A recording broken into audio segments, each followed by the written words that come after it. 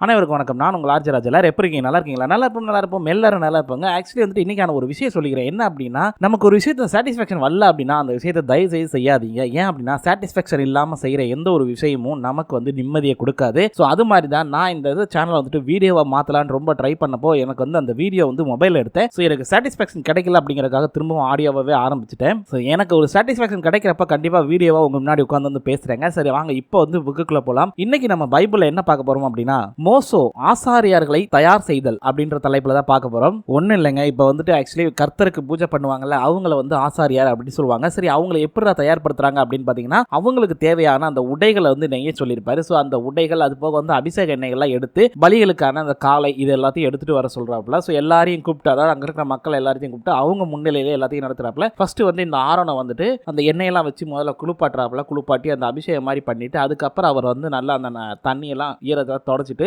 அதுக்கப்புறம் இந்த ட்ரெஸ்ஸை வந்து போட்டு விடுறாப்புல. ட்ரெஸ் வந்து 2 லேயரா போடுறாப்புல. முதல் ட்ரெஸ்ஸுக்கு பேர் வந்து பாத்தீங்க அப்படின்னா உள் அங்கியை அப்படின்னு சொல்லிட்டு போட்டிருக்காங்க. ஸோ உள்ளாடை அப்படின்னு சொல்லலாம். ஸோ அது ஒரு லேயர் மாதிரி போட்டு அதை போட்டு அதுக்கப்புறம் அதில் கச்சை அப்படின்னு சொல்லிட்டு ஒரு சின்ன கயிறு மாதிரி இருக்கும்போது அதை வச்சு கட்டியிருப்பாங்க அப்படிங்கிற மாதிரி சொல்லியிருக்காரு. அதுக்கப்புறம் என்ன பண்ணியிருக்காரு அப்படின்னா, எபோத்தை அப்படிங்கிற ஒரு மேலாடை அப்படிங்கிறத அவர் மேலே போட்டு அணிஞ்சு அதுலேயும் வந்து அந்த கச்சை அப்படின்னு சொல்லிட்டு கட்டியிருப்பாங்க. கயிறை வச்சு கட்டுறதா சொல்லியிருக்காரு. ஸோ இந்த மாதிரி 2 டைப்பாக அந்த ட்ரெஸ்ஸை வந்துட்டு டிசைன் பண்ணி போட்டிருக்காங்க. ஆல்மோஸ்ட் இந்த டைப் ட்ரெஸ்ஸை தான் இன்னைக்கு வந்து சர்ச்சில் ஃபாதர் யாரெல்லாம் போடுறாங்கன்னு நினைக்கிறேன்.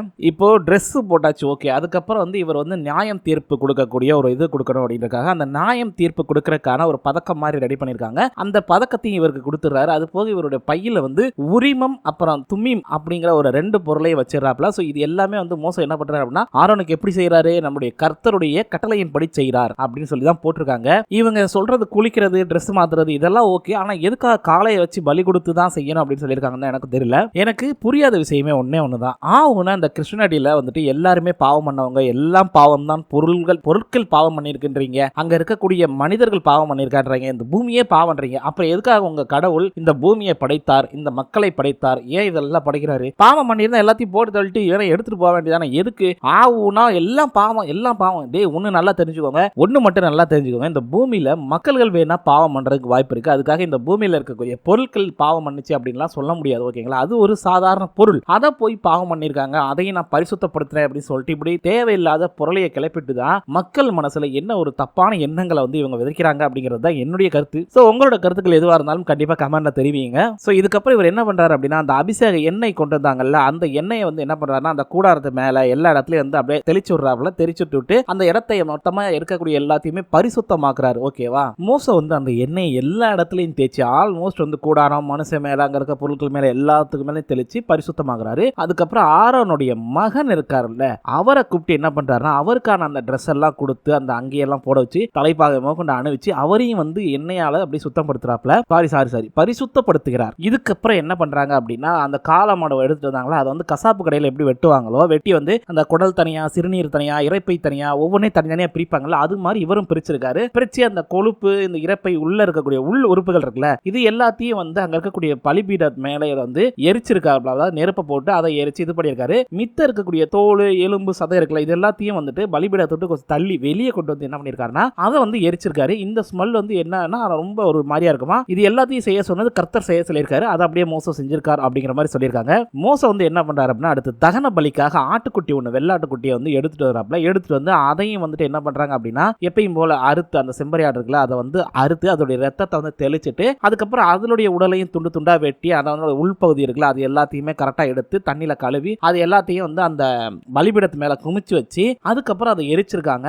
இந்த எரிச்சதுக்கு பேர் தான் வந்து தகன பலி அப்படின்னு சொல்லுவாங்களாமா. இந்த மனம் வந்து கர்த்தருக்கு அவ்வளவு பிடிக்குமா, அப்படிதான் போட்டிருக்கு. கர்த்தருக்கு மிகவும் பிரியமான மனம் இது அப்படின்னு போட்டிருக்குப்பா. சோ இதன் பிறகு மோசம் என்ன பண்றாரு அப்படின்னா, இன்னொரு ஆட்டுக்குட்டியை கொண்டு வந்து என்ன பண்றாருன்னா, அந்த ஆரோன் அப்புறம் அவனுடைய பசங்க இவங்க 2 பேரையும் ஆசாரியெல்லாம் நியமிக்கிறதுக்காக வந்து பலி கொடுக்கணும்ல, அந்த பலி சொல்லியிருக்காங்க. என்ன பண்ணிருக்காங்க அப்படின்னா, ஒரு ஆட்டுக்குட்டியை எடுத்துட்டு வந்து அதோட தலையில வந்து இவங்க 2 பேரும் கையை வைக்க சொல்லிட்டு அதே நேரத்தில் வந்து டக்குனு அந்த ஆட்டுக்குட்டியோட தலையை வெட்டிடுறாங்க. வெட்டிட்டு அதுக்கப்புறம் பாத்தீங்கன்னா அவங்க அந்த ஆரோன் இருக்கார்ல, அவருடைய வலது காது மூளையிலையும் அப்புறம் வலது கை பெருவிரல்லையும் வலது கால் பெருவிரல்லையுமே அதை எடுத்து தேய்ச்சிருக்காங்க. ஸோ இப்போ என்ன மேட்டர் அப்படின்னா, இதே மாதிரி தான் அவருடைய பையனுக்கும் பண்ணியிருக்காங்க. ஸோ அதுக்கப்புறம் திரும்பவும் வந்து இவர் கசாப்பு கடை ஆரம்பிக்கிற மாதிரி என்ன பண்றாரு அப்படின்னா, அந்த ஆடை வந்து தனித்தனியாக துண்டுத்துண்டா வெட்டி அது உள்ள இருக்கக்கூடிய அந்த கல்லீரல், ஈரல், நான் சொன்ன சிறுநீரக பை, இந்த மாதிரி எல்லா கொழுப்பு இது எல்லாத்தையும் தனியாக எடுத்துட்டு அதுக்கப்புறம் அதோட வலது கால் தொடையும் வெட்டி எடுத்துடுறாங்க. இது இது எல்லாத்தையும் எடுத்து கர்த்தர் முன்னாடி வச்சு என்ன பண்றாங்கன்னா அது கூட புளிப்பு இல்லாத அப்பம் இது எல்லாத்தையும் எடுத்து என்ன பண்றாங்கன்னா அந்த இது கூட அதாவது வந்து அந்த கறி எவ்வளவு வெட்டினாங்கல்ல அந்த இது கூட சேர்த்து ஆரோனோட பையன்கிட்ட கொடுத்து இதை வந்து அந்த சுத்தி ஆராதனை மாதிரி காட்டுவாங்களா அந்த மாதிரி கர்த்தருக்கு காட்டுப்பா அப்படின்னு சொல்லியிருக்காங்க. அவரும் காட்டியிருக்காரு. காட்டினதுக்கு அப்புறம் அது எல்லாத்தையும் கொண்டு போய் பலிபீடத்து மேல அடுக்கி வச்சு திரும்ப எரிச்சிருக்காங்க. எரிச்ச உடனே அந்த எரிச்ச ஸ்மெல்லு வந்துட்டு நம்மளுடைய கர்த்தருக்கு அதிகமா பிடிக்குமா அப்படிதான் போட்டிருக்கு. அந்த மனமானது கர்த்தருக்கு மிகவும் பிடித்த மனம் அப்படின்னு போட்டிருக்குப்பா. இதற்கு அப்புறம் நம்ம மோச என்ன பண்றாரு அப்படின்னா அவர் தானே வந்துட்டு இவங்க எல்லாத்தையும் ஆசிரியர்கள் ஆக்குறாங்க. அதுக்கு அவர் கொடுக்க வேண்டிய பலியா என்ன பண்றாருன்னா அந்த ஆட்டோடைய நெஞ்சு இது இருக்குல்ல அந்த நெஞ்சு பகுதி எடுத்து அதை வந்து கர்த்தர் முன்னாடி காட்டிட்டு அதை வந்து இவங்க வந்து பலிபீடத்தை வச்சு எரிச்சிருக்காரு. இதுதான் மோசோவோட பலியாமா. எதற்காக இது இவங்களை வந்து இவர் ஆசாரியாரா நியமிச்சாரல அதுக்காக அவர் கொடுக்க வேண்டிய பலி என்ன நடந்தாலும் பலி கொடுக்கணும்ங்கிறத மட்டும் கரெக்டா சொல்லி கொடுத்துருக்காங்க. இதன் பிறகு என்ன பண்றாரு அப்படின்னா நம்மளுடைய ஆரோனுடைய பையன் இருக்காருல அவரை வந்து இவங்க கொடுத்த அந்த ஆட்டுக்குட்டி பலி கொடுக்கறதுக்காக வச்சிருந்தாங்கல்ல அந்த இதுல சில கறிகளை எடுத்து கொடுத்து இதை வந்து நீங்க சமைச்சு சாப்பிடணும் வெளியே வச்சு அப்படின்னு சொல்லியிருக்காரு. அதே மாதிரி அவங்களும் சமைச்சு சாப்பிடுறாங்க. சமைச்சு சாப்பிட்டு மிச்சம் இருக்கிற கறியை எரிச்சிருங்கப்பா அப்படின்னு சொல்லியிருக்காரு. இதெல்லாம் ஓகே சமைச்சு சாப்பிடுங்க எல்லாம் சொன்னதெல்லாம் சரிதான். ஆனா அதுக்கப்புறம் என்னன்னா இந்த ஃபங்க்ஷன் 7 நாள் நடக்கும். 7 நாளும் வந்துட்டு இவங்க எல்லாரும் அந்த ஆசாரிப்பு கூடாரத்தை விட்டு எப்படின்னா வெளியே இருந்து நின்றுட்டு இருந்தாங்கல்ல அங்க இருந்து எங்கேயுமே நகலக்கூடாது அங்கேயே தான் தங்கி இருக்கணும் அப்படிங்கிற மாதிரி சொல்லிட்டாராம். ஸோ 7 நாளைக்கு ஆசாரிப்பு கூடாரத்து வெளியவே இருந்திருக்காங்க. யாரே இந்த ஆரோனுடைய பையன் அதாவது பூஜை பண்ணக்கூடிய பூசாரிகள் வச்சுக்கோங்க அந்த மாதிரி இல்ல அப்படின்னா சர்ச் ஃபாதர் எப்படி ரெடி பண்றீங்களோ அது மாதிரி வச்சுக்கோங்க ஃபாதர். இது எல்லாமே யாரு கர்த்தர் சொன்னபடி மோசம் செய்திருக்கிறார் அப்படின்னு தான் சொல்லியிருக்காங்க. இதுக்கப்புறம் கர்த்தர் வந்து இவங்களை ஆசாரியர்களா ஏத்துக்கணும்ல அந்த நிகழ்வு நடக்குது. எப்படின்னா 8வது நாள் அந்த நிகழ்வு நடக்குது. நான் சிம்பிளா சொல்லிடுறேன். அவங்க ரொம்ப லென்த்தா கொடுத்துருக்காங்க. என்ன அப்படின்னா சிம்பிளான விஷயம் கர்த்தர் வர்றாப்புல வந்தோடனே வந்துட்டு அங்க இருக்கக்கூடிய அந்த இஸ்ரவேல் இவங்களுடைய மூத்தனார் எல்லாரையும் கூப்பிட்டு இந்த மாதிரி நான் ஆரோனுடைய பையனையும் வந்து ஆசாரியரை ஏத்துக்கிறேன். ஆனா என்ன ரூல்ஸ் என்ன அப்படின்னா ரூல்ஸ் பிரகாரம் பாத்தீங்கன்னா இவங்க வந்து நான் சொன்ன எல்லா பலிகளும் கொடுக்கணும். குறை இல்லாத காளமாடு அப்புறம் பசுமாடு குறை இல்லாத ஆட்டுக்குட்டி அதாவது வெள்ளாடு இந்த மாதிரி எல்லாத்தையும் எடுத்துட்டு வந்து அது எல்லாத்தையும் திரும்ப இவர் சொன்ன அதே மெத்தட்ல பலி கொடுக்கணும் அப்படின்னு சொல்லியிருக்காரு. ஸோ இதுக்கப்புறம் பலி கொடுத்ததுக்கு அப்புறம் தான் அவர் வந்து ஆசாரியர்களாக்கே இவர் வந்து ப்ரமோஷன் கொடுத்திருக்காரு. சும்மா சொல்லக்கூடாதுங்க. கர்த்தர் அப்படின்றவர் வந்து எவ்வளவு அழகா மக்களுக்கு வந்து தீட்டு அப்படிங்கிற ஒரு இல்லாத ஒரு விஷயத்தை வந்து அழகா சொல்லி கொடுத்திருக்காருன்னு சொல்லலாம். ஆமாங்க அதாவது வந்து தீட்டான பொருட்கள்ல என்னென்ன அப்படிங்கிற விதிமுறைகளுக்கு வந்து சொல்லியிருக்காரு. தீட்டு மிருகங்களை பற்றிய விதிகள் அப்படின்னு சொல்லியிருக்காரு. ரொம்ப சிம்பிளான விஷயம். தீட்டான ஒரு மிருகம் இறந்துருச்சு அப்படின்னா அதோட தோலோ இல்லை அதோட ஏதாவது ஒரு பகுதி வந்து நம்ம மேல பட்டாலோ நம்ம போட்டுற ட்ரெஸ் நம்ம யூஸ் பண்ற பொருட்கள் மேல பட்டாலோ வந்துட்டு அது வந்து தீட்டாமா. ஸோ அது வந்து சாயங்காலம் வரைக்கும் இருக்கும் அப்படின்னு சொல்லியிருக்காரு. அந்த சாயங்காலம் வரைக்கும் தீட்டு இருக்குமே சரி அதை எப்படி ரெடி பண்றது அப்படின்னா அதை சரி பண்றது எப்படி அப்படின்னா ரொம்ப சிம்பிளான விஷயம். நம்ம தண்ணீர்ல போய் குளிச்சோம் அப்படின்னா சரியா போயிருமா. ஸோ நம்ம மேல வந்து தண்ணீரை வந்து விழுக வச்சு அதை நம்ம சுத்தப்படுத்தணும் அப்படின்னு சொல்லியிருக்காரு. இதுதான் வந்து முறையாமா தீட்டு கழிக்கக்கூடிய முறையாமா. ஆக்சுவலி தீட்டு அப்படின்னு எனக்கு சொன்ன விஷயம் என்ன அப்படின்னா இங்க மட்டும் இல்ல அதாவது இந்துக்கள் இதுலயுமே தீட்டு அப்படிங்கிற ஒரு முட்டாள்தனமான முற்போக்குத்தனமான மூட நம்பிக்கை இன்னமும் இருக்க தான் செய்யுது. அந்த காலத்துல அதாவது வந்து நம்மளுடைய கக்கன் காமராஜர் இவங்க எல்லாம் இருந்தாங்கல்ல பாரதியார் அவங்க எல்லாம் இருந்த காலகட்டத்தில் என்ன நடக்குது அப்படின்னா நிறைய இந்த ஐயருங்க ஆத்துல இருப்பாங்கல்ல அவங்க எல்லாம் வந்துட்டு அவங்கள தவிர மற்ற எல்லா மனிதனும் தீட்டுன்ற ஒரு சூப்பரான வந்து கொள்கையோட வாழ்ந்துகிட்டு இருந்தவங்க. அவங்க என்ன பண்ணுவாங்க அப்படின்னா ஆக்சுவலி வந்துட்டு எது பார்த்தாலுமே வந்துட்டு தீட்டு அப்படின்னு சொல்லுவாங்க. அதாவது வந்து ஒரு கீழ் ஜாதி மேல் ஜாதி அப்படின்னு அவன் தான் உருவாக்கணும் அப்படிங்கிற மாதிரி பேசுவானுங்க. சொல்ல போனா அவனுங்க தான் கடவுளுக்கு ஈக்குவலான ஆளுங்களாமா. ஏன்னா அவனுக்குலாம் சாவு வராது அவனுக்குலாம் நோய் வராது அவனுக்குலாம் எந்த பிரச்சனையுமே வராது பாருங்க. அதனால வந்து அவன் கடவுளுக்கு ஈக்குவலானாமா அவன் தான் தீட்டுங்கிற ஒரு முறையவே கொண்டு வர்றான். நிறைய பாத்தீங்க அப்படின்னா இந்த ஐயருங்க வந்து அபிஷ்டு அதெல்லாம் தொடாத தீட்டு அப்படிமானுங்க.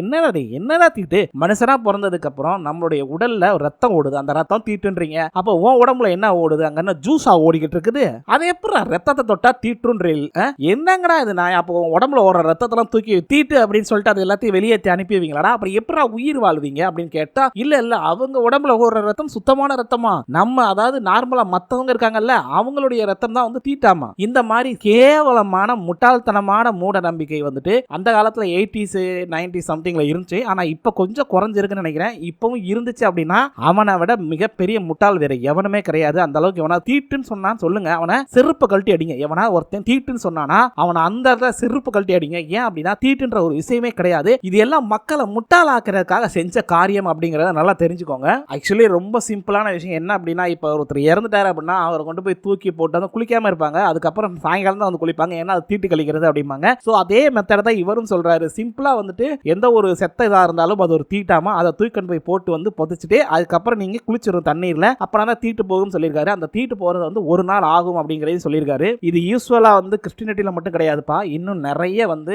முஸ்லிமா இருக்கட்டும் கிறிஸ்டினா இருக்கட்டும் இந்துவா இருக்கட்டும் இல்ல எந்த மதமா இருக்கட்டும் ஒரு மனிதன் இறந்துட்டான் அப்படின்னா அவனை கொண்டு போய் புதைக்கிற வரைக்கும் யாரும் குளிக்க மாட்டாங்க. பண்றாங்க. அவனை போய் புதைச்சாலோ இல்ல எரிச்சாலோ அந்த காரியங்கள் ஈமச் சடங்குகள்லாம் முடிச்சுட்டு கடைசியா குளிச்சுட்டு சுத்தபத்தமா தான் வீட்டுக்கு வருவாங்க. ஆனா ஆக்சுவலி இதுக்கான சயின்டிபிக் ரீசன் என்ன அப்படின்னா, இறந்து போனவங்க மேல நிறைய அந்த கிருமிகள் வரும். நம்ம வந்து எங்கேயாவது போயிருப்போம், ஏதாவது கிருமிகள் வரும், அதெல்லாம் வந்து நம்மள வந்து போகணுங்கிறதுக்காக தான் அந்த இது போட்டு குளிக்கிறது, ஷாம்பு போடுறதோ இல்ல சியக்கா போடுறதோ இல்ல சோப் போட்டு குளிக்கிறதோ இந்த மாதிரி விஷயங்களை பண்ணிட்டு அதுக்கப்புறம் வந்து வீட்டுக்குள்ள வருவாங்க. ஏன்னா அவங்க எல்லா இடத்துக்கும் போவாங்க வருவாங்க, நிறைய இதாகும். அதுதான் உண்மையான ரீசன். ஆனா இவனுங்க இதை வந்து தீட்டாவே மாத்திட்டானுங்க. தீட்டுனாலதான் இவங்க எல்லாம் இப்படி குளிக்கிறாங்கிறதையும் சொல்லிட்டானுங்க. இந்த அடுத்து வந்துட்டாங்க இல்ல என்ன அப்படின்னா, புதிய தாய்மார்களுக்கான விதிகள் அப்படின்னு சொல்லிட்டு ரொம்ப சிம்பிள். ஒரு பொண்ணு வந்துட்டு முதல்ல ஒரு குழந்தை, அதாவது ஒரு ஆண் குழந்தையை பெற்றெடுக்கிறாங்க அப்படின்னா இல்ல பெண் குழந்தையை பெற்றெடுக்கிறாங்க அப்படிங்கிற ஒரு கணக்கு இருக்கு. சோ அவங்க குழந்தை வந்து பெற்றதுக்கு அப்புறம் பாத்தீங்க அப்படின்னா அவங்களுக்கு ஒரு 7 நாட்கள் தீட்டாம இது கிட்டத்தட்ட மாத விழாக்கு ஈக்குவலா இருக்கும் அப்படின்னு சொல்லியிருக்காரு. எனக்கு புரியல. ஆக்சுவலி வந்துட்டு கடவுள் படைச்சது என்ன படைச்சா? மனிதனை படைச்சா. அவனுக்குள்ள வந்து ரத்த நாளங்கள் எலும்புகள் எல்லாத்தையும் படைச்சவன். சரி இனப்பெருக்க பண்ணணும்னா அதுக்கு ஒரு வழியை கண்டுபிடிக்கணும்னு சொல்லிட்டு அதுக்கும் ஒரு வழிகளை படைத்தார். அதுதான் செக்ஸ் அப்படிங்கிற ஒரு விஷயத்தை படைச்சாரு. ஒரு ஆணும் பெண்ணும் இணைஞ்சி ஒரு அற்புதமான ஒரு உயிரை உருவாக்குற ஒரு விஷயம். அது எப்படி வந்து தீட்டாகும் சொல்லுங்க பார்க்கலாம். அந்த உயிர் வந்து இந்த உலகத்துக்கு வருது அப்படின்னா அது ஒரு நல்ல விஷயம். ஆனா அதையும் நீங்க தீட்டு சொல்லிடுறாங்க. குழந்தை பிறந்தா 7 நாளைக்கு அந்த பொண்ணுக்கு தீட்டாமா. இவனுங்க குழந்தை பிறந்தா தீட்டுன்றானுங்க, ஒரு பொண்ணு தலைக்கு குளிச்சா தீட்டுன்றானுங்க, ஒரு பொண்ணு பார்த்தா தீட்டுன்றானுங்க, கேட்டு என்ன எடுத்தாலும் தீட்டுன்றானுங்க. அப்புறம் என்ன மைத்துக்கடா கடவுள் நம்மளை படைச்சாரு? ஏன்டா டேய், தீட்டு பார்க்கறதுக்கும் ஜாதி பார்க்கறதுக்கும் ஜாதி வெறியில ஒருத்தன் வெட்டுறதுக்கும் கொலை பண்றது இதுக்கு வாடா கடவுள் படைச்சாரு? அவர் படைச்சதே வேற ஒரு விஷயத்துக்குடா. போங்கடா, இனப்பெருக்க பண்ணி நீங்க எவல்யூஷன் ஆகி அந்த நாடு அந்த மக்கள் வந்து நிறைய விஷயத்தை அனுபவிங்கடா. ஒரு மனிதனா பிறந்து நீங்க வந்து நிறைய விஷயத்தை எக்ஸ்ப்ளோர் பண்ணணும் அப்படிங்கறதுக்காக படைச்சாரு. ஆனா அதெல்லாம் எவனும் பண்றது இல்ல. பிறந்த உடனே சிலர் எல்லாம் குழந்தைகளுக்கு என்ன தெரியுமா சொல்லி கொடுக்குறாங்க? அந்த குழந்தை வளர வளர பாத்தீங்கன்னா அந்த மனிதனுக்கு வந்து இவங்க கத்து கொடுக்குற விஷயமே ஜாதி வெறிங்கிற ஒரு வெறியை கத்து கொடுக்குறானுங்க. அதுக்கப்புறம் வந்து பெண்களை எப்படி தெரியுமா வளர்க்குறானுங்க? ஒரு பொண்ணு குழந்தை பிறந்தா குனிஞ்ச தலை நிமிராம நடக்கணுமா அப்படின்னு சொல்றானுங்க. ஓகேப்பா, குனிஞ்ச தலை நிமிராம ஒழுக்கமா இருன்னு சொல்றதெல்லாம் நல்ல விஷயம். ஆனா அதுக்கப்புறம் சொல்ற பாத்தியா, அந்த தலைக்கு குளிச்சா 7 நாள் நீ வந்து இதாயிரும், அது வந்து தீட்டு அப்படின்னு. டேய், அதோட முழு அர்த்தம் என்னன்னா தெரியுமாடா முட்டா பயல்களா? உண்மையான ரீசன் என்னன்னு தெரியுமாடா? அந்த காலத்துல வந்து லைட் வெளிச்சம் கிடையாதா, வெறும் விளக்கு வெளிச்சம் தான்டா. அந்த காலத்துல இப்ப பேட் யூஸ் பண்ற மாதிரி எதுவுமே கிடையாதுடா. அப்பெல்லாம் மாதவிடாய், அதாவது ஒருத்தவங்க தலைக்கு குளிச்சாங்க அப்படின்னா அந்த ரத்தப்போக்கு வந்து ரத்தம் பிளட் வந்து ரொம்ப இதாகும். சோ வீடே நாஸ்தி ஆகும் அப்படிங்கிறதுக்காக தான் அவங்க இருக்கிற இடத்த தனியா வந்து இது பண்ணாங்க. அவங்க தலைக்கு குளிச்சிட்டாங்க அப்படின்னா அவங்கள தனியா ஒரு இடத்துல வச்சாங்க. அப்பப்ப போய் அதை கிளீன் பண்ணிக்கிட்டே இருப்பாங்கடா முட்டா பயல்களா. இது தெரியாம இவனுக்கு தனியா அப்ப வச்சதை வந்துட்டு இன்னமும் கடைபிடிச்சிட்டு இருக்காங்க லூசு பயல்கள் நிறைய இடத்துல. என்ன அப்படின்னா மாதவிடாய் வந்துச்சா தொடாத, கிச்சன் பக்கம் போக கூடாதுன்னு பாருங்க, பீரோல தொடக்கூடாதுன்னு பாருங்க, சாமி கும்பிடக்கூடாதுன்னு சொல்லுவானுங்க. ஏன்னா சாமி சொன்னாங்கல்ல, ஏண்டா அதெல்லாம் படைச்சதே கடவுள் தான், அவரு தீட்டா இருக்கக்கூடிய ஒரு விஷயத்தை படைப்பாரு. கடவுள் எதுக்குடா தேவையில்லாத ஒரு விஷயத்தை படைக்கணும்? மனிதனுக்கு தேவையான அனைத்து விஷயத்தையும் படைச்சாரா கடவுள். ஆனா நீங்க என்ன பண்றீங்க? அதையே தீட்டு அது இதுன்னு பிரிச்சு பார்த்து அந்த பொண்ணுங்களை படுத்துற பாடுறக்கே அப்பப்பா மகா மட்டமா நடத்த வேண்டியது. என்ன அப்படின்னா அந்த பொண்ணு தலைக்கு குளிச்சுட்டா போதும், தொடாத என்ன. சில ஆண்கள்லாம் இருக்காங்க, அவங்க தொட கூட விட மாட்டானுங்க. சில கட்டின புருஷன்களே அப்படிதான் இருக்கானுங்க, கிறுக்கு பயலுங்க. உண்மையான ரீசன் என்ன நல்லா தெரிஞ்சுக்கோங்க. அந்த காலத்துல வந்து இன்னைக்கு இருக்கிற வசதிகள் எதுவுமே கிடையாது. சோ அதனால அவங்க வந்து தனியா வச்சிருந்தாங்க. ரத்தப்போக்கு அதிகமா இருக்கும், அந்த இடம்ல பிளட் ஆயிரும், அவங்களுக்கு நிறைய தெரியாது, நிறைய அந்த ஸ்மெல்லுக்காக பூச்சி புழு இதெல்லாம் வரும், அதனால வேணாம் வேற ஏதாவது வந்துடக்கூடாது அப்படிங்கிறதுக்காக அந்த மாதிரி பண்ணாங்க. ஆனா இவனுங்க இதையே புரிஞ்சுக்காம பைத்தியக்காரத்தனமா இன்னமும் நிறைய இடத்துல பண்ணிக்கிட்டு தான் இருக்கானுங்க. இதுல எனக்கு பிடிக்காத விஷயம் என்ன அப்படின்னா, கிச்சன் பக்கம் போய் சமைக்க வேணாம்னு சொல்றது, அப்புறம் வந்து இந்த பீரோல தொடக்கூடாது, அது வந்து லட்சுமி இருக்கிறா அப்படிமானுங்க. டேய், லட்சுமி எப்பயா சொன்னாங்க? உன் பீரோல லட்சுமி இருந்தா அவங்களுக்கு வேற வேலை இல்லையாடா? இல்ல கேக்குறேன், கடவுள் லட்சுமிக்கு வேற வேலை இல்லையா? உன் பீரோல வந்து உட்கார்ந்து இருக்கிறதா வேலையாடா? சாமி கும்பிடுறது எந்த சாமிடா வந்துட்டு எனக்கு வந்து நீ கும்பிடாத, நீ தீட்டா இருக்க போன்னு சொல்லிச்சு. டேய், சாமியை பொறுத்த வரைக்கும் எல்லாமே ஒண்ணுதான்டா, அதுக்கு தீட்டுன்ற ஒரு விஷயமே கிடையாதுடா. ஏன்டா பைத்தியக்காரங்களா? சரி, இப்ப இவங்க சொன்ன விஷயத்துக்கு வருவோம். இவங்க வந்து சொல்லியிருக்காங்க இல்ல குழந்தை பிறந்ததுக்கு அப்புறம் 7 நாள் வந்து தீட்டு அப்படிங்கிறது இது வந்து மாத விளக்குக்கு ஈக்குவலா இருக்கும்னு சொல்லியிருக்காங்க. 8வது நாள் வந்து அந்த ஆண் குழந்தைக்கு விருதை தேசனம் பண்ணணுமா. சோ பண்ணதுக்கு அப்புறம் தான் 33 நாட்கள் ரத்த சுத்திகரிப்பு நிலையத்துல இருக்க வேண்டும் அப்படின்னு சொல்லியிருக்காங்க. டேய், ஒரு குழந்தை பிறந்தா எதுக்குடா சம்பந்தமே இல்லாம 33 நாள் ரத்த சுத்திகரிப்பு நிலையத்துல இருக்கணும்? டேய், பிளட்டையே நீங்க சுத்தப்படுத்துறீங்களாடா? அடா பாவிகளா. அந்த 33 நாள் அவன் வந்து பரிசுத்தமான எந்த பொருளையும் தொடக்கூடாது. ஏன்னா அவ பாவம் பண்ணவலாம், அவளை சுத்தி இருக்கிற எல்லாமே பரிசுத்தமான பொருளாமா. சோப்பா முடியலைங்க. இவனுங்க ஆண் குழந்தைக்கு 7 நாள் சொன்னானுங்க. இதே பொம்பளை பிள்ளை பிறந்தா 2 வாரம் கிட்டத்தட்ட 14 நாள் தீட்டாங்க. எவ்வாடே இதுல கூட யாரா பெண் குழந்தைகளுக்கு ரொம்ப மகா மட்டமா நடத்துங்க? டேய், பொம்பளை பிள்ளைனாலே மகா மட்டமா நடத்தணுமாடா? என்னடா இது நியாயம்? டேய், ஒன்னு தெரிஞ்சுக்கோங்கடா, பெண் அப்படின்ற ஒரு இனம் இல்ல அப்படின்னா ஆண் அப்படின்ற ஒரு இனம் எப்பயோ அழிஞ்சிருக்கும்டா முட்டா பயல்களா. உங்களால ஒரு காரியமும் பண்ண முடியாதுடா. பெண் அப்படின்ற ஒரு இனம் இருக்கிறனால தான் எவல்யூஷன் அப்படிங்கிற ஒரு மிகப்பெரிய ஒரு விஷயத்தை சாத்தியமாக்கப்பட்டிருக்கிறா. பெண்கள் இல்லை என்றால் என்ன அப்படின்னா உங்களால ஒரு ஆணையும் புடுங்க கூட முடியாது. ஏன் அப்படின்னா நல்லா தெரிஞ்சுக்கோங்க, எனக்கு தெரிஞ்சு வீடுகளில் வேலை பார்க்கக்கூடிய ஆண்கள் ரொம்ப ரொம்ப கம்மி. வீட்டு வேலை பார்க்கறது, அது மாதிரி சாப்பிட்றப்ப தண்ணி எடுத்துட்டு வந்து உட்கார்றது, இல்ல சாப்பாடு போட்டது உட்கார்றது, இந்த மாதிரி ஆண்கள் ரொம்ப கம்மி. பெண்களை அந்த காலத்துல இருந்து இந்த காலம் வரைக்கும் எப்படி ட்ரெயின் அப் பண்றாங்க அப்படின்னா, ஆண்களுக்கு கீழே தான் நீ ஆணுக்கு அடிமையா வேலை பார்க்கணும் அப்படின்னு பக்காவா ட்ரெயின் அப் பண்ணி தான் அனுப்புறான். முதல்ல ஒன்று தெரிஞ்சுக்கோங்க, உங்களுடைய பெண் குழந்தைகளை வளர்க்குறப்ப தயவு செய்து உங்க ஆண், அதாவது வந்து ஆம்பளைக்கு அடங்கி போ அப்படிலாம் சொல்லாதீங்க. ஏமா எதுவா இருந்தாலும் குடும்பம்னு இருந்தா வந்து நிறைய விஷயங்கள் நிறைய குறைகள் இருக்கும், அதெல்லாம் கொஞ்சம் விட்டு கொடுத்து அனுசரிச்சு போமா அப்படின்னு சொல்லுங்க. அதை விட்டுட்டு வந்து அவனுக்கு ஆம்பளை பையன் அவன் என்ன வேணாலும் தப்பு பண்ணுவான், நீ தான் இறங்கி போன அப்படிலாம் சொல்லாதீங்க. ஆணா இருந்தாலும் சரி பெண்ணா இருந்தாலும் சரி ஆல் ஆர் ஈக்குவல் தான், அதுல எந்த மாற்று கருத்தும் கிடையாது. ஸோ யார் தப்பு பண்ணாலும் தப்பு தான், அதை வந்து நீங்க தாராளமா தட்டி கேளுங்க. அதை விட்டுட்டு தயவு செய்து ஆண் அப்படின்றவன் அப்படித்தான் இருப்பான் அப்படின்னு சொல்லவே சொல்லாதீங்க பெண்களுக்கு. சரி, இப்போ இவனுங்க சொன்ன விஷயத்துக்குள்ளே வந்துருவோம், ஏன்னா நம்ம வந்து வேற டாபிக் போறோம். அடுத்து இந்த கல்யாணம்ங்கிறது வியாபாரமா இல்லை வாழ்க்கை துணையை தேடுறதா அப்படிங்கிற டாபிக்கை நாளைக்கு நம்ம பார்க்க போறோம். சரிங்க, இப்போ இந்த மேட்டுக்கு வருவோம். என்ன அப்படின்னா பொம்பளை பிள்ளைய பெத்தா வந்துட்டு 2 வாரம் தீட்டு, அது போக வந்து 60 நாள் அந்த ரத்த சுத்திகரிப்பு நிலையத்தில் இருக்கணும்னு சொல்லியிருக்கானுங்க. எனக்கு இவனுங்க சொல்றதெல்லாம் இனிமே வந்துட்டு கோவப்படமான்னு தோணுதுங்க. என்னமோ சொல்லிட்டு போட அப்படிங்கிற மாதிரி தான் இருக்கு. மகா மட்டமான விஷயத்த சொல்லியிருக்கானுங்க. சரி, அதுக்கப்புறம் பார்த்தீங்கன்னா அந்த தீட்டு நாள்லாம் முடிஞ்சு இவங்க வந்தாங்க அப்படின்னா நேராக வீட்டுக்கு போகக்கூடாதான், அந்த ஆசாரிப்பு கூடாரத்துக்கு வந்து அங்கே இவங்க அந்த பலி, அதாவது தீட்டுக்கான பலியை வந்து கொடுக்கணுமா. நல்ல ஓராண்டு நிறைவு உள்ள ஒரு ஆட்டுக்குட்டி எடுத்து வந்து அதை எப்பயும் போல இவங்களுடைய முறைப்படி வெட்டி அதோடைய எல்லாத்தையும் கிட்னி லிவர் எல்லாத்தையும் தனித்தனியாக எடுத்து அதை வந்து இது பண்ணி அந்த வாசனையை கர்த்தருக்கு கொடுத்து இந்த மாதிரி எல்லாம் பண்ணணும்னு சொல்லியிருக்காங்க. பண்ணிட்டு தான் அந்த பொம்பளை பிள்ளை வீட்டுக்கே போகணுமா. ரொம்ப கேவலமா இல்ல? அப்பதான் அவளோட அந்த பாவம்லாம் தீட்டுலாம் போகுமாப்பா. தீட்டுலாம் பாவம்லாம் போனதுக்கு அப்புறம் தான் வீட்டுக்கு போகணும்னு சொல்லியிருக்கானுங்க. ஆனா இதுக்கப்புறம் போட்டாங்க பாருங்க, அதுதாங்க ஹைலைட். அப்பாடி சாமி, இப்படிலாம் வந்து ரூல்ஸ் போடலாமாடா அப்படின்றத மாதிரி தான் இருக்குது. தோல் வியாதிகளை பற்றிய விதிகள் அப்படின்னு சொல்லியிருக்கானுங்க. இந்த தோல் வியாதிக்கு என்ன தீட்டு சொல்ல போறானுன்னு தெரியல. ஒரு மனுஷருக்கு இயற்கையா நோய் நொடிகள்ங்கிறது வர்றது சகஜம் தான். அப்பனாதான் வந்து அந்த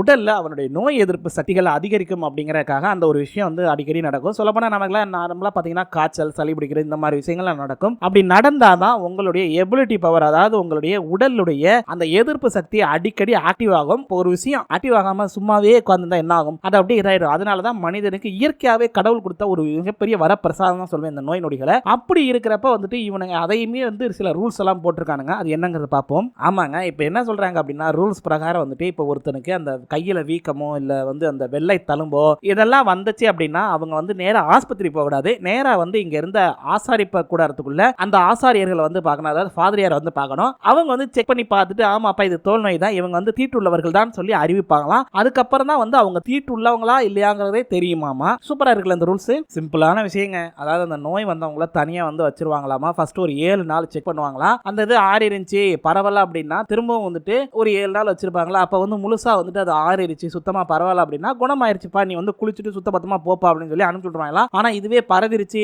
நோய் வந்து முத்திக்கிட்டே இருக்கு அப்படின்னா அவங்கள தனியா ஒதுக்கி வச்சு அங்கேயே சாக விட்டுருவானுங்க. அவங்களுக்கு எந்த ஒரு இதுவும் பார்க்க மாட்டானுங்க. அதுவாவே குணமாகும் அப்படின்னு சொல்லியிருக்காங்க. இவங்க மருந்து மாத்திரையில பார்க்க மாட்டாங்க. அவங்கள வந்து தீட்டு, இவன் வந்து தீட்டான ஆளுப்பா, இவனை ஒதுக்கி வைங்கப்பா அப்படின்னு சொல்லிட்டு போயிருவாங்களாம். அவங்க வந்து அதுக்கேற்ற மாதிரி தனியா அவங்கள வச்சிருந்து அவங்க கடைசியில் செத்து ஒழிஞ்சு போகணுமா. இவங்க வந்து எனக்கு என்னன்னு சொல்லி தீட்டு தீட்டுன்னு சொல்லி கடைசி வரைக்கும் இப்படியே இருப்பானுங்களா. இவன் சொன்ன மாதிரி முடியலடா டேய், என்னடா இது இப்படி படிச்சிருக்கீங்களா மாதிரி. இங்கன்னு இல்ல, இன்னமும் நிறைய இடத்துல வந்து பெண்களை மகா மட்டமா வந்து பேசுறதா இவங்கள்ட்ட இருக்கக்கூடிய மிகப்பெரிய ஒரு மைனஸே. ஆண் அப்படிங்கிற ஒரு அகம்பாவம் இன்னும் ஆண்களுக்கு நிறைய இடத்துல இருக்கதான் செய்யுது. ஸோ பெண்களுக்கு வந்துட்டு என்ன அப்படின்னா நிறைய பெண்கள் வந்து தவறான பாதைகளை போறாங்க, நான் இல்லைன்னு சொல்ல. ஆனா பெண்கள் வந்துட்டு இன்னமும் வந்துட்டு இவங்க என்ன பண்றாங்க அப்படின்னா ஆண்களுக்கு கீழே தான் இருக்கணும் அப்படிங்கிற ஒரு தவறான மனப்பான்மையில இருக்காங்க. நான் ஏற்கனவே சொன்ன விஷயம் தான், ஒரே விஷயம் தான், பெண்ணா இருக்கட்டும் ஆணா இருக்கட்டும் ரெண்டு பேருமே ஈக்குவல் தான். அப்படி ஈக்குவலா இருந்தா மட்டும்தான் அவங்களால வந்துட்டு ஒரு நல்ல லைஃபை வாழ முடியும். அது இல்லாம இல்ல நான் தான் ஆண்கிறவன் தான் ஆதிக்கம், பெண்ணுன்றவன் எனக்கு அடங்கி போகணும் அப்படிங்கிற மாதிரி இருந்தா அப்படின்னா இப்ப இருக்கிற காலகட்டத்துக்கு பெண்கள்லாம் ஏறி வந்துடுறாங்க. இல்ல முடியாது போடா அப்படின்னு சொல்லிட்டு எடுத்து பேசிடுறாங்க. ஸோ அந்த காலத்துல அப்படி கிடையாது. பெண்கள் ரொம்ப அடங்கி தான் போயிருந்திருப்பாங்க. அவங்க எவ்வளவுலாம் கஷ்டப்பட்டிருப்பாங்கிறது உங்களுக்கு தெரிய வாய்ப்பு இல்லை. தெரிஞ்சா நீங்க வந்து சொல்லுங்க. ஓகேங்களா? சரி, ஓகே மக்களே, இன்றைய காணொலியை இதோட முடிச்சுக்கிறேன். மீண்டும் நாளை சந்திக்கலாம் மக்களே. நன்றி.